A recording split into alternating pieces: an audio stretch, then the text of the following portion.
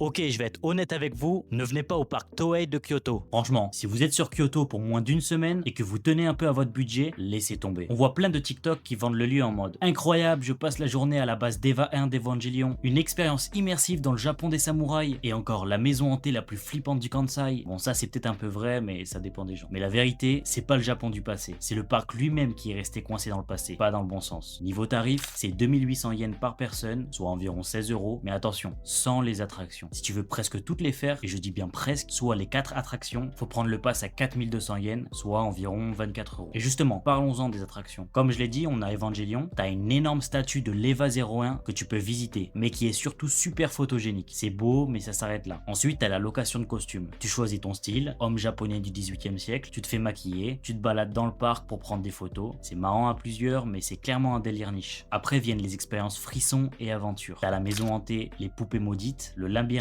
Ninja Fort et le Ninja Mystery House, pas mal mais très vite expédié. Tu peux retrouver aussi quelques expos, par exemple sur les yokai ou les Kamen Rider, qui eux sont les Power Rangers japonais. D'ailleurs j'ose le dire ici, Power Rangers Samurai top 1, y a pas de débat. Si tu veux grimper ou faire du parcours, c'est encore 1500 yens de plus. T'as le droit de faire de l'escalade pendant 15 minutes, bon après j'ai bien rigolé, mais le ratio prix-amusement il est pas là. Résultat, je dirais qu'un couple s'en sort facilement pour plus de 50 euros, pour un parc un peu vieillot, mal entretenu, et franchement pas inoubliable. Sachant que c'est full rempli de boutiques 4 sur 10, et t'as des petits stands de fêtes foraines où faut lancer des shurikens tout en lâchant un petit billet. Après je dis pas, mais selon les saisons ils font des événements super cool. Actuellement pour Halloween on a la parade des yokai, franchement ça j'ai beaucoup aimé, mais sinon à Kyoto t'as clairement mieux à faire pour ce prix là et même pour ce temps investi. Si t'as des questions hésite pas, abonne-toi et lâche un like.